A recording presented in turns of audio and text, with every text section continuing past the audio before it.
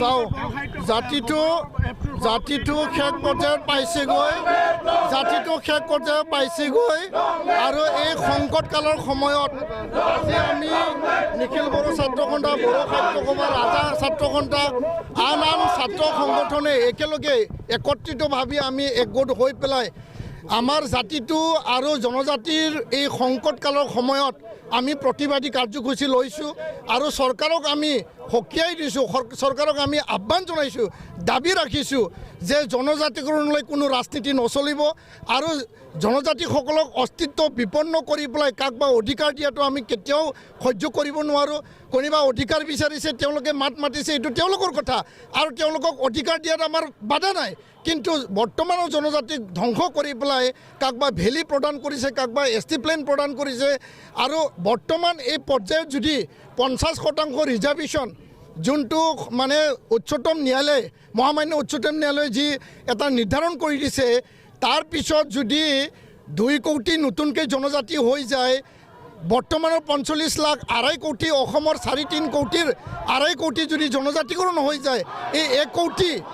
উচ্চ বৰ্ণৰ লোকৰ কাৰণে আৰু মুছলমানৰ কাৰণেহে এই মানে 50% ৰিজাৰ্ভেশ্যন বাকী থাকিব বাকী 50%ত 2.5 কোটি মানুহ সোমাই যাব এই কথাটো লৈ নিগম নিকায় আমাৰ 6 শিডিউল কাউন্সিল অটোনমাস কাউন্সিল আমাৰ পঞ্চায়ত ভিচিডিসি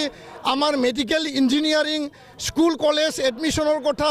আমাৰ চাকৰি বাকৰিৰ কথা নিয়োগ নিযুক্তিৰ কথা ভৱিষ্যতত এই জনজাতিসকলৰ বৰ্তমানৰ আমাৰ অস্তিত্ব সংকটকালত আছে আৰু ইয়াৰ কাৰণে চৰকাৰক আমি দাবী জনাইছোঁ আপোনালোকে পুনৰ বিবেচনা কৰক পুনৰীক্ষণ কৰক আৰু এই প্ৰস্তাৱ এই প্ৰতিবেদনখন আপোনালোকে